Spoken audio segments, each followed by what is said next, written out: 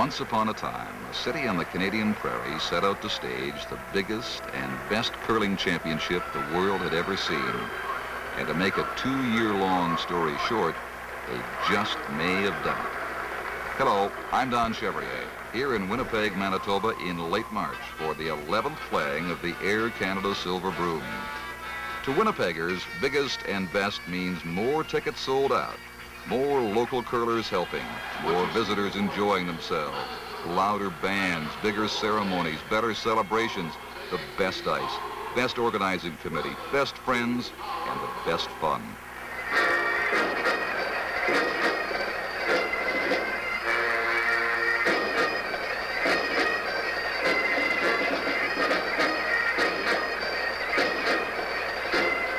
Each draw this year has been completely sold out for months, way over 100,000 seats in total. And the crowds seem to like what they're seeing. The only unknown factor up until now had been the actual competition. But 10 national championships have produced the most experienced field ever. Only Canada's Brier-winning Chernoff-Lukowicz rink from Medicine Hat and Keith Wendorf's foursome from Munich, Germany haven't had someone in previous world play.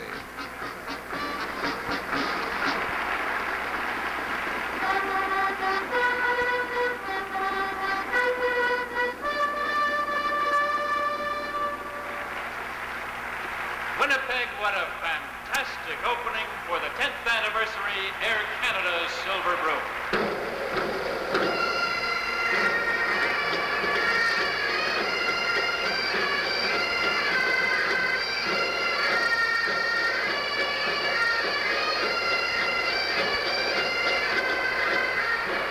Now, ladies and gentlemen, the official opening rock ceremony. Air Canada President Todd Taylor to hold the broom, assisted by Mr. Curling of Winnipeg, Ken Watson, and to throw the opening rock, the President of the CCA, Mr. Herb Millum of Vancouver.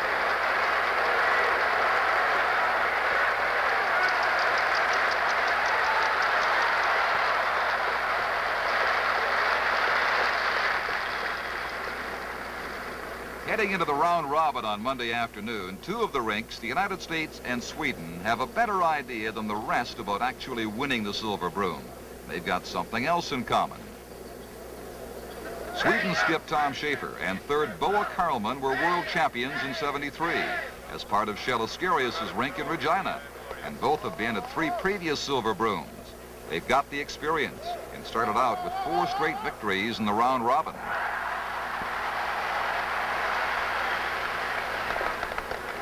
The American rink from Superior, Wisconsin is also championship tough. Skip Bobby Nichols, third Bill Strum, and second Tom Locken were all part of the '74 winning rink. Bud Somerville, now recuperating on the sidelines from heart surgery, was the skip that year in Bern. His 3 teammates have all moved up 1 position and added lead Bob Christman, and they too have led off with 4 straight wins. Canadian Brier champs Chernoff, Lukowicz, Johnston, and Schindel from Alberta have had a shaky start here this year, dropping both of their first 2 evening games. But they're settling down now. Skip Chernoff throws third rocks, and the popular fast Eddie Lukowicz throws fourth. Actually, there's some controversy about who should be called skip, but it doesn't seem to bother the team. They're coming up with the key wins when it really counts. They're also the first team representing Canada at the Broom to use the European-style brushes. The front end had a little bad luck earlier this year with corn brooms, switched, had good luck, and stayed with them. It's that simple. Back for a second time, the Huddy rink of Jimmy Sanderson from Scotland. Sanderson had given Don Duguid's team some anxious moments at Megève in 1971, and the same foursome is back this year. Jim's brother Willie at second, with Colin and Ian Baxter at lead and third. They were to end up in 5th spot in the final standings.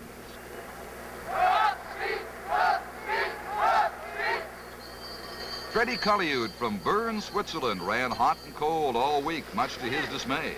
His shot making was spectacular against Canada in the second round, but less than that at other times. Freddie also happens to be part of the organizing committee for next year's Silver Broom in Bern. With a limited number of top-ranked curlers, the Norwegians have brought in Canadian coaches over the past years to train their most promising teams. the best of which is here now. Christian Sorum's rink, half from Trondheim, the other half from Oslo, a couple of 100 kilometers away. They only get to play on weekends, but do have a fair amount of international experience. They can play the spoiler at any time. If experience counted, this is the man who would have it all wrapped up. Pierre Bowen, the lonely lion of Megève at his 9th World Championship. France finished in a three-way tie for 7th place with the Swiss and Italians, each with 3 wins and 6 losses. Pierre captured the hearts of the Winnipeg crowds this year, and in typical Bowen fashion, wreaked havoc with the standings of the front runners. The Germans arrived with a transplant skipping for them. Keith Wendorf, now manager and ice maker at the Rhine Valley Curling Club, was born in Toronto.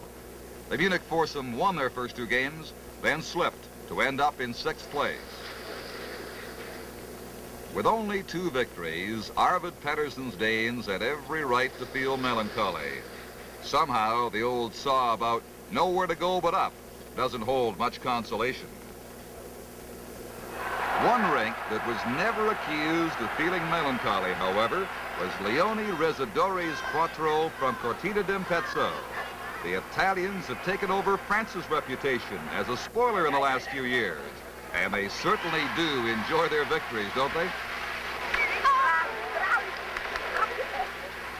Somehow, even with the huge numbers the chairman Vic Palmer's organizing committee had to host, they managed to maintain a personal touch that's unique to Winnipeggers.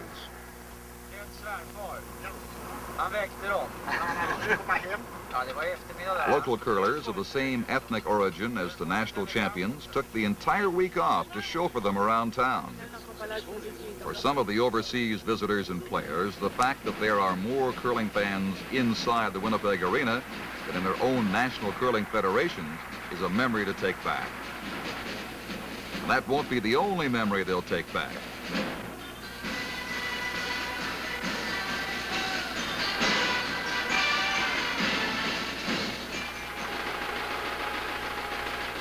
Contrasted with the one-to-one feelings of Silver Broom visitors and hosts is the enormous media operation that has been set in motion here.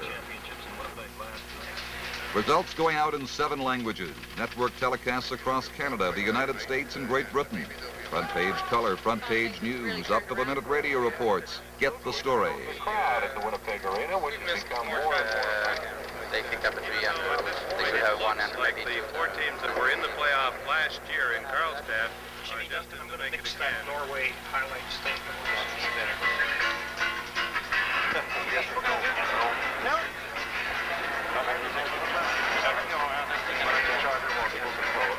Each year, the interest focuses more and more on the semifinals and the final.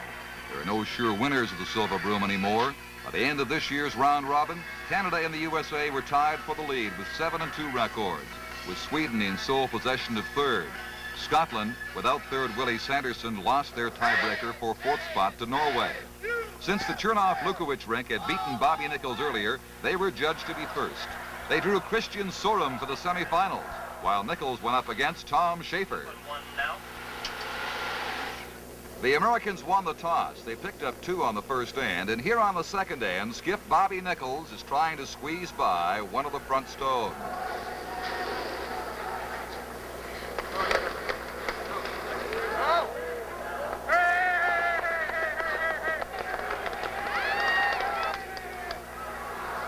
He makes a brilliant tap and roll in behind cover.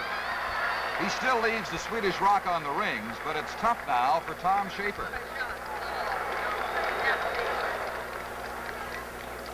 Schaefer faced with a raised takeout. This is Tom's 4th appearance in the Silver Broom. He was in Utica, Garmisch, and Regina.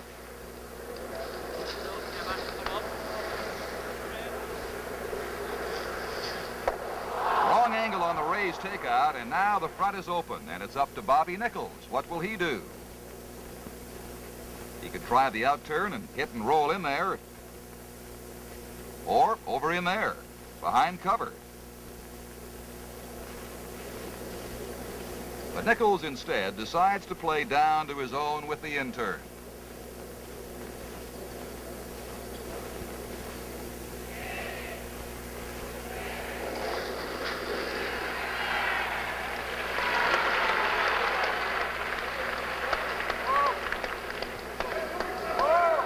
Bobby calls them off. Then on toward the house. The rock eases up against the American stone, the lie 2. The possibility of a double is there for Tom Schaefer.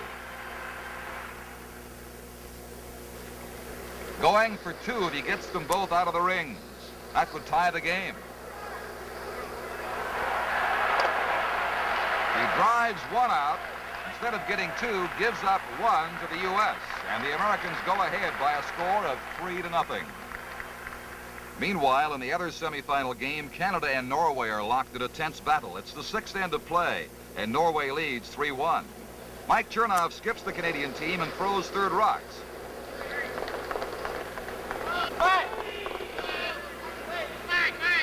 And he makes a big shot right here. Easing in behind his own front stone, onto the rings for shot.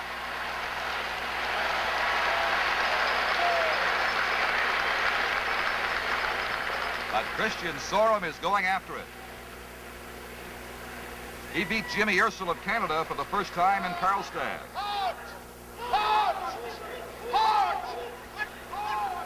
The Rays takeout is there. Norway has 3 stones on the ring.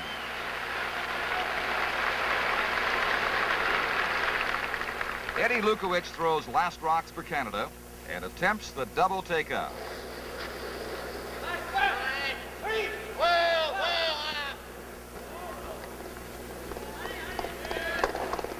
He rolls over to lie next to the Norwegian shot for shot rock. But Norway can get a pair if Sorum can get the takeout and roll in behind cover.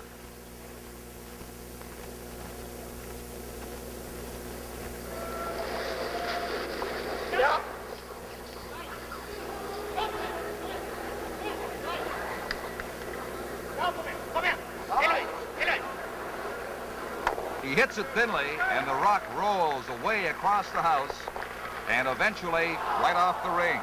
But he still has 2 counting. That leaves it up to fast Eddie Lukowicz. Down 3-1. He'd like 2 points here to tie this game, and can do that by getting a split on the front rock.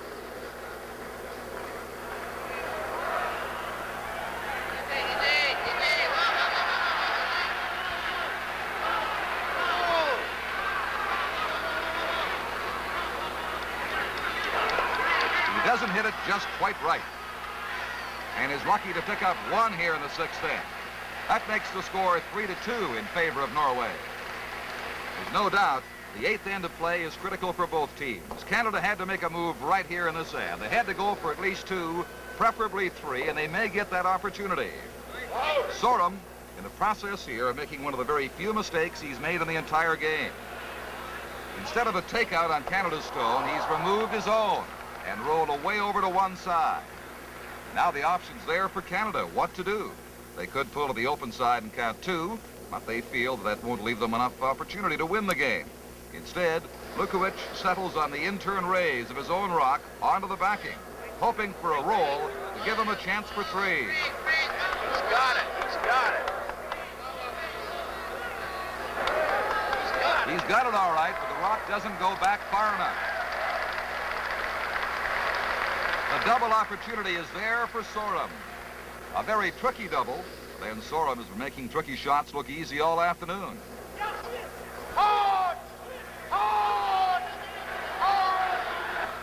Look at this double takeout. Norway has 3 counting. Lukowicz still has last rock. He needs to make this one count. If he does, it'll be a 4-3 game.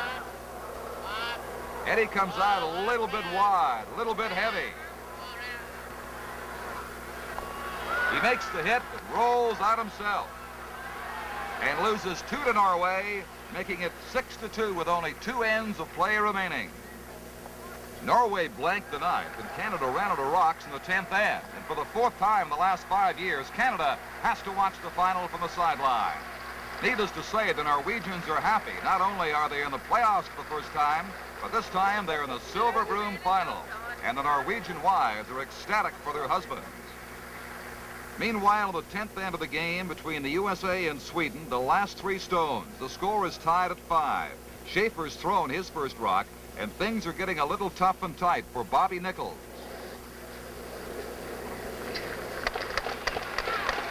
The Swedish rock is shot. Nichols trying to tap it outside the 8-foot. But his rock begins to cut.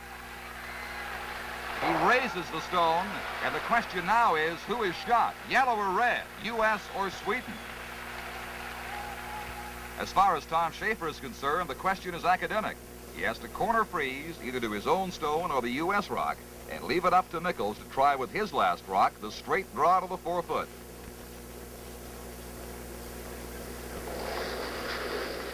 Schaefer delivers.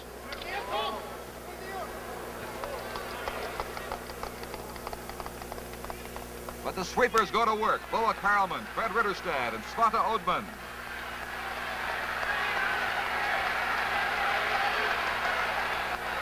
They sweep it all the way down. It taps up the United States rock, giving Bobby Nichols shot. And Nichols does not need his final rock at the end. The U.S. has defeated Sweden 6-5 in the semifinal, setting up a U.S.-Norway final game. A lot of Canadian curling observers who years before had claimed that it might be good for the game if another country won hadn't counted on this.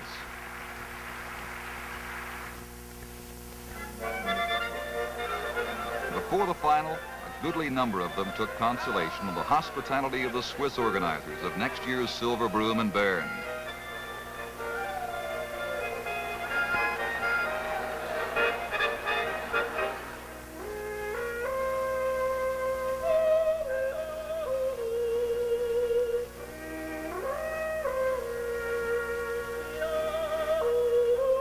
Bern was selected for a second go at the Broom. They did a magnificent job in '74, and their visitors had a magnificent time. We're going again, for sure.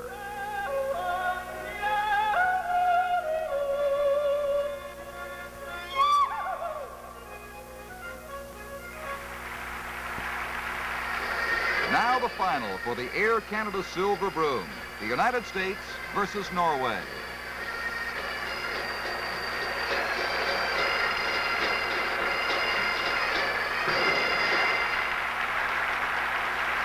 In the final game Sunday afternoon, the score was tied 2-all, coming into the 5th with 6 rocks to go.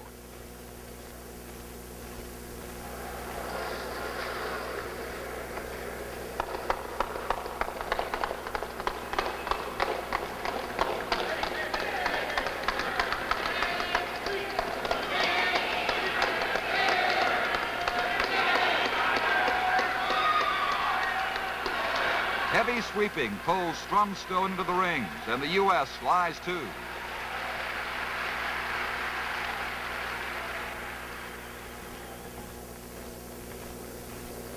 At this point, Sorum feels he needs his brother to play the out-turn wick in from the rock on the edge.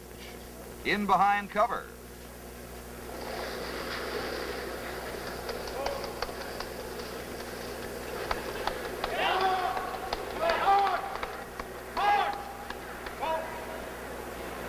He gets a hit, and the roll, almost perfect.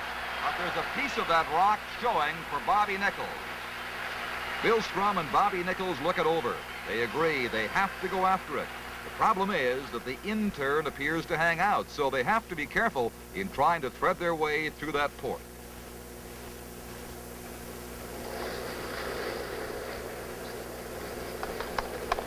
The rock is hanging out there. But it comes just at the last moment for a perfect hit. Sorum knows he can't go after it with the in-turn, even though it's wide open now, so he's going to have to try it on the out-turn side. The U.S. has 3 rocks counting, and they've got rocks out in front. Norway has last rock on the end.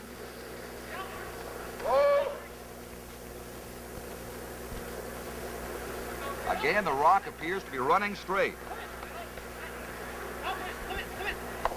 The raise is all the way through the house, and once again, the front is plugged up even worse than before. The question now for the U.S. is which stone to protect. the one at the front or the one on the side. They elect to guard the front stone and put a guard out in front to clutter it up even more.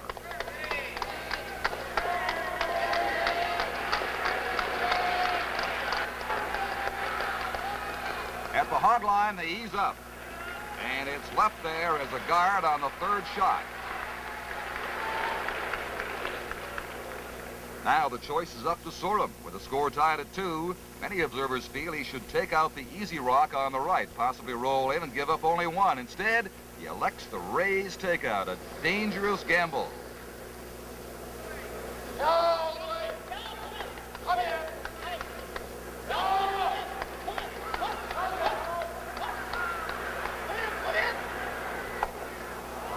He gets the raise, but look where it winds up. Instead of picking up one himself, he gives up 3 to the Americans, and the U.S. goes ahead by a score of 5-2.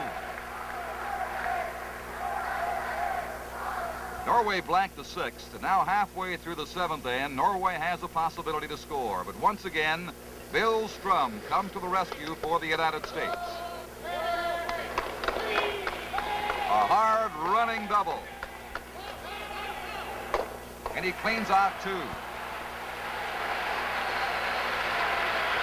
Moving down to the final 3 skip rocks. Norway with last rock advantage. There are 4 U.S. stones in play.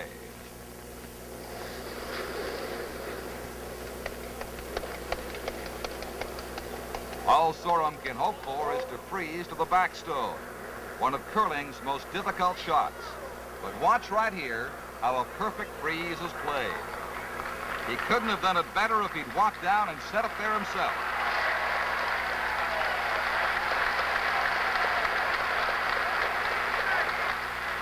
Bobby Nichols wants to get rid of the backing and eliminate the yellow stone if he possibly can.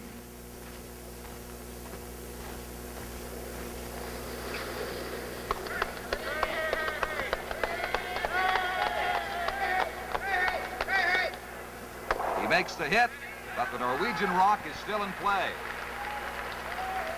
And now the Sorum brothers, looking at the rocks, figure they've got to get the double and leave their own backing intact. Christian doubts it can be done. Still, it's the only shot they have. And so he'll try it, a very delicate double takeout attempt with the outturn.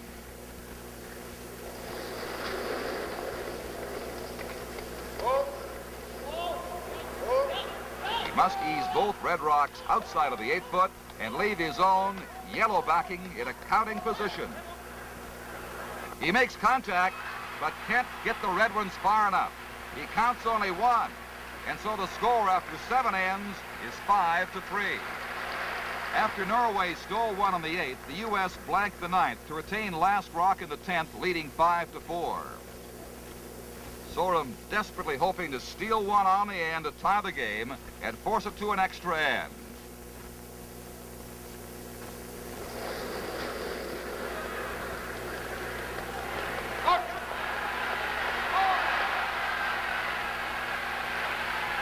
It's well wide of the guard.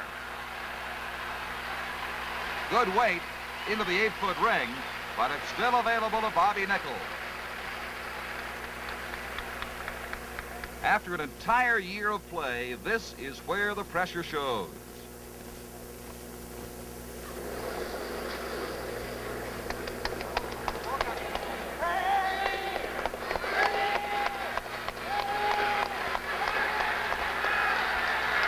He's by and stays in play over on the left.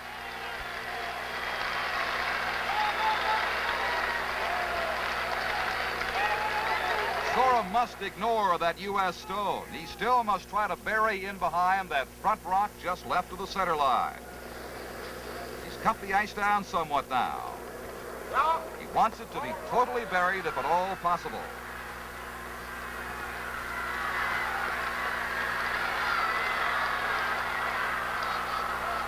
His weight looks good. But the rock is still open. Not quite as much as the last one, but it is still available. All Bobby Nichols has to do is get a piece of the rock.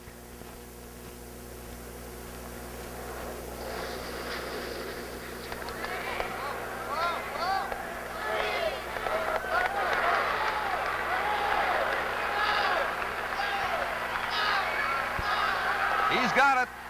And the Air Canada Silver Broom Championship for 1978. A 6-4 victory that gives him 2 silver brooms in 2 attempts.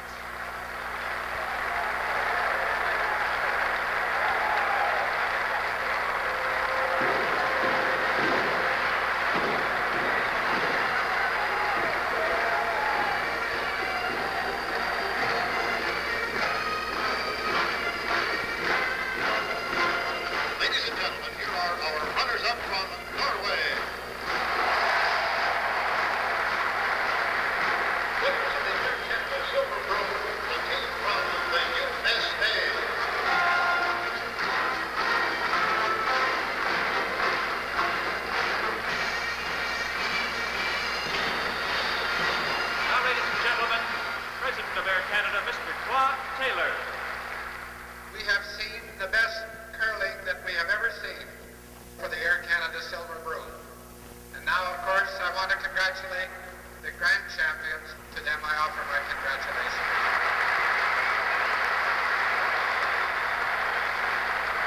Ladies and gentlemen, the new world champions lead Bob Christman, second Tom Locken, third Bill Strum, and skip Bob Nichols from the Superior Wisconsin Curling Club.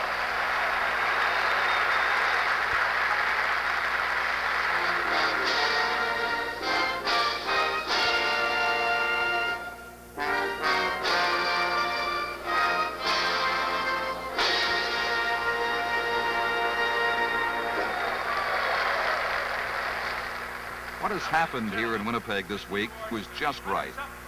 Great people, good curling, a fine champion. It may well have been the biggest, and it certainly has been one of the very best.